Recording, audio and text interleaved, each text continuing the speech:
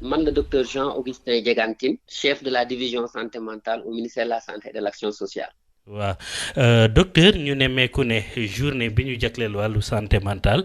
le 10 octobre bii la thème bi ngeen jël mooy ñu daal di agir ci santé mentale mooy ñi nga xam ne dañoo amee feebaru xel ngeen ne nañu investir ndax am na assez investissement ci wàllu santé mentale fii ci Sénégal. ñu ngi leen di gërëm ci intérêt bi ngeen jox santé mentale parce que nit ñi souvent dañuy négliger santé mentale bi négligence boobu nag yegg na ba ci li ñu naan investissement yooyu nga wax parce que investissement faible na trop bu ñu xoolee et c'est pas du Sénégal kese de c'est général dans le monde les pays du ñu dépenser plus de 2% de leur budget de santé ci santé mentale alors que nit ñi xam nañu ne xel mooy nit c'est-à-dire que nit ki même bu nekkee physiquement nit ki dafa am wér-gu-yaram et tout bu xel bi ne waak moom il ne peut pas être productif moo tax nag ren OMS naan attention mu rappeler nit ñi ne attention il faut que nit ñi nag góorgóorlu état yi góorgóorlu yokk investissement yi ñuy def pour développer santé mentale dans leur pays. yan investissement la ñu jot a def ci Sénégal ci wàllu santé mentale. waa Sénégal mën naa ne ci année yi mujj nii yëpp ñu ngi góorgóorlu pour décentraliser soins yi que soins psychiatriques yi bien psychiatrique laa wax mu mën a accessible parce que boo leen xoolee région yu amoon psychiatre yu amoon structure psychiatrique bariwul woon maintenant commencé nañ ko yokk boo xoolee par exemple ci 2018 bi 2019 bi am na région yoo xam ne comme région wu Louga installé nañ fa service de psychiatrie à l'hôpital régional boo demee Kaolack am na psychiatre bu fa nekk buy consulter tous les jours au niveau du centre de réinsertion bu nekk Kaolack te moom day def ay consultation hebdomadaire à Kaffrine pour que ñi fa nekk ñu boo xoolee dans le Saint-Louis am na psychiatre bu fa nekk boo xam ne moom régulièrement mu ngi consulter à l'hôpital psychiatrique bu ñu demee Ziguinchor yokku nañu nombre de psychiatres yi fa nekk benn la woon léegi ñaar lañu te ñooñu ñu ngi dem di appuyer ba Sédhiou hôpital Sédhiou dafa def ay consultation psychiatrique donc état bi mu ngi góorgóorlu pour yokk accessibilité wu géographique ou prise en charge psychiatrique mais nag doyul parce que ñun suñu ambition dans notre plan d'action ministère de la santé bi dañoo bëgg région bu ne autonome région bu ne am service de psychiatrie parce que seetlu nañ ko sax ci Covid bi feebar bi ba ñu tëjee frontières régionales yi région nit ñi mënatuñu woon déplacer wu comme ni nga bëggee am na malade yoo xam ne bien que amoon nañu possibilité dem uti laissez-passer pour ñu jox leen ñu dem mais procédure yooyu yenn famille yi demuñu ci donc wàññi na seen am ne raté nañu seeni rendez-vous donc loolu gën nañu yokkal sax ñu ne attention on va faire lépp lu ñu mën ministère de la santé jéem yokk psychiatrie dans les structures de prise en charge. waaw bi ci des mooy lu aju ci wàllu prise en charge boobu nga tudd naka la ñuy def ba ñu am benn prise en charge bu am qualité surtout que sax kuréel googu di ASAM ñu ngi plaider ngir diwaan yi fu ci nekk mooy décentralisation service prise en charge yi jàpp ngeen ne loolu mën na saafara mbir mi. waaw xam nga prise en charge psychiatrique dafa nekk benn prise en charge boo xam ne dafay soxla stratégie bi ñu naan stratégie pyramidale day jóge ci kaw au niveau le plus spécialisé moo hôpital psychiatrique bi ba au niveau communautaire mooy communauté bi ci boppam tey par exemple bu ñu jëlee daaw dañoo créer benn réseau des organisations pour la promotion de la santé mentale ci réseau bi ba ñu xaymayee on a eu plus de 40 associations yuy liggéey di def promotion santé mentale di def ay activités de prévention quelquefois da ngeen di gis ay association même jël malade mental ci mbedd bi jël ko prendre ko en charge yóbbu ko hôpital ñu traité ko mu delloo donc loolu mooy niveau communautaire bi donc niveau communautaire bi dañuy def benn ay intervention ñu ngi leen di regrouper association yi di leen defal ay formation récemment rek am nañu ay formation leen defoonoon ci lutte contre usage de drogue yi ñu ngi leen di jox ay équipement ci Covid bi jox nañ leen ay gants ay masques ay yoo xam ne pour ñu mën leen continuer seen i activités communautaires maintenant bu ñu dépasser niveau communautaire bi ñu dem au niveau des districts sanitaires au niveau des districts sanitaires stratégie bi foofu dañuy mën les maladies psychiatriques courantes dañuy former que ce soit les infirmiers chefs de poste ak les médecins de district que ñu mën a prendre en charge yenn maladies courantes yi comme que prise en charge day nekk prise en charge boo xam ne day précoce léegi ci ñooñu nag cas grave yi ñu dem hôpital ñu ci leen en charge dans les hôpitaux dans les services de psychiatrie les services spécialisés loolu moo ñuy permettre ñu absorber ñu mën a jël en charge à tous les niveaux ces malades mentaux et ñu mën leen a faj bu baax. docteur beneen problème bi mooy ñi amee feebaru xel tey faral di taxawàllu ci mbedd mi loolu di jafe-jafe bu rëy est-ce que am na solution lan mooy saafara. solution boobu noonu moom laa lay expliquer errance mu naan errance des malades mentaux feebaru xel nekkul àndul obligatoirement ak di wër ci mbedd bi di errer ci mbedd bi déedéet l'errance c'est un problème social c'est-à-dire que complication feebaru xel bi la mooy koo xam dafa am feebaru xel mais amul tissu social bu ko mën a garder mu dem nekk ci mbedd bi di errer donc ñun dañuy proposer c'est-à-dire que tey problème mu errance bi benn approche multisectorielle moo ko mën a jël en charge correctement te tey ci approche boobu ñu ngi liggéey ak collectivité territoriale imaginons tey exemple mu lay jox nga xool tey bu nekkoon dans chaque quartier chef de quartier yi ñoom recensé nañu ñu am feebaru xel dans les quartiers et que les mairies ñu am ay lieux yoo xam ne par exemple des centres comme ni ñu amee les centres ados et cetera ñu am benn centre boo xam ne les malades mentaux yi nekk ci kër gi xat ci kër gi mën nañ dem fa passer fa la journée am fa ay éducateurs spécialisés mais loolu dina wàññi charge famille yi ñooñu dina tax ne que famille yi du ñu mën a nekk ci kër gi ba malade leen sonal ba di rëcc ba di dem ci mbedd bi léegi loolu c'est pas le ministère de la santé kese dafa soxla ministère yu bëri dugal ci seen loxo pour ñu mën a jàppale ñun bu ñuy faj nit ñi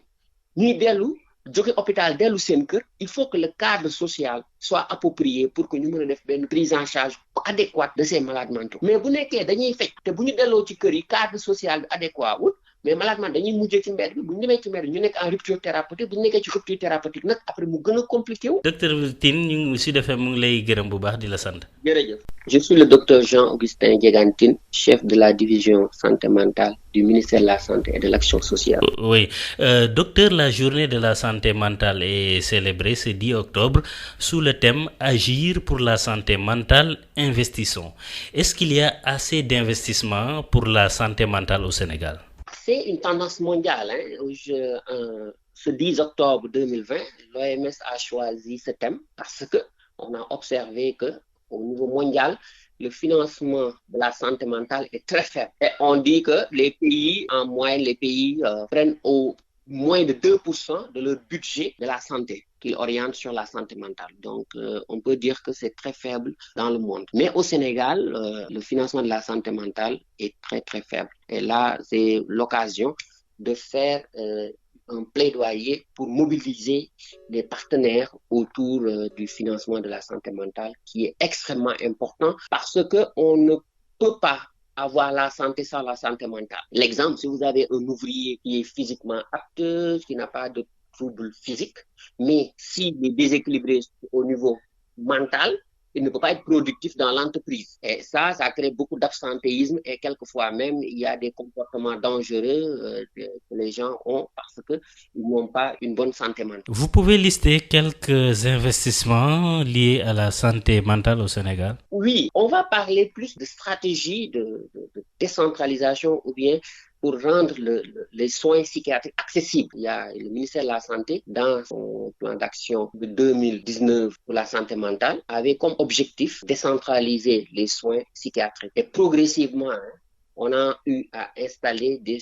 services de psychiatrie dans certaines régions. Si on prend l'exemple de la région de Louga, il y a un service de psychiatrie là-bas. Il y a au niveau de Kaolack, il y a au niveau du centre de réinsertion une consultation psychiatrique journalière et même le psychiatre de Kaolack fait des interventions hebdomadaires, consultations hebdomadaires à Kaffrine. On a développé à Tamba, actuellement dans la ville de Tamba, à côté de la région médicale, il y a aussi un service de psychiatrie. Et pour dire que de plus en plus, on augmente le nombre de services de psychiatrie pour que chaque région soit autonome. Parce que dans l'objectif de ce plan d'action, c'est que chaque région dispose au moins d'un service de psychiatrie. Ça a été plus visible lors des mesures qu'on a prises durant la pandémie de la COVID-19. Quand on a fermé les frontières interrégionales, il y a eu des patients qui n'avaient pas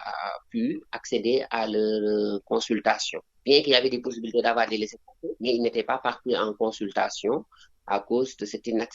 difficulté d'accessibilité géographique. Donc, le ministère de la Santé travaille sur ça, sur le plan du recrutement et sur le plan du développement d'établissements psychiatriques dans toutes les régions du Sénégal. D'accord, docteur. Vous avez parlé aussi du problème de la prise en charge. Comment faciliter l'accès à une prise en charge de qualité avec cette demande de l'ASAM qui plaide pour la décentralisation de la prise en charge? C'est pas un problème de l'ASAM, ça c'est une directive de l'OMS. Il dit qu'on va progressivement intégrer la prise en charge psychiatrique dans les soins de santé primaires. Donc ça, c'est une directive de l'OMS. Et le ministère de la Santé est dans cette optique. On est en train de travailler pour que ces soins psychiatriques soient accessibles à tous les niveaux, dans un schéma pyramidal. Si on commence au niveau le plus haut, au niveau des hôpitaux, de plus en plus, dans les hôpitaux, il y a des séries de psychiatres. À côté de cela, on a les centres de santé mentale qui sont spécialisés à la santé mentale. Et on va vers la formation des médecins de district et des infirmiers chefs de poste à la prise en charge des troubles psychiatriques courants pour que les familles, les usagers aient accès à la consultation psychiatrique de routine. Maintenant, le dernier niveau qui est extrêmement important et qu'on a commencé à développer depuis l'année passée, c'est le niveau communautaire. Pour que les activités de promotion et de prévention de la santé mentale puissent être vulgarisées, il faut que ce niveau communautaire soit organisé. Et c'est ainsi qu'on a créé un réseau, ce qu'on a appelé le réseau des organisations de la promotion de la santé mentale sous l'acronyme ROPOSAM. Et ce réseau regroupe environ plus de 40 même associations dans les 14 régions du Sénégal. Et ces associations, vous les voyez souvent à la télé, sur les réseaux sociaux, qui font des interventions de terrain en allant aider les malades mentaux et même dans les familles. Quelquefois, ils font des recensements pour les malades mentaux qui sont en rupture thérapeutique pour les envoyer à l'hôpital. Ils font beaucoup d'interventions et en même temps, ils font de la communication, de la sensibilisation de masse. Enfin, docteur, l'errance des malades est un problème majeur. C'est quoi la solution? D'abord, expliquer que l'errance et la maladie mentale, c'est pas obligatoirement lié. La maladie mentale est un problème de santé. L'errance, c'est un problème social. Pourquoi je le dis? Quand un malade mental qui erre, c'est un malade mental qui n'a pas un tissu social, familial qui puisse le garder dans un environnement social favorable. Donc, ça, on le comprend. Souvent, les familles sont épuisées ou bien ça échappe au contrôle des familles et le malade finit dans la rue. Ce problème social nécessite une approche multisectorielle. Et ça, on ne cesse de le dire. L'exemple, si chaque chef de quartier aujourd'hui recensait ces malades mentaux, les malades mentaux qui sont dans le quartier, que ce soit les malades qui sont dans les maisons,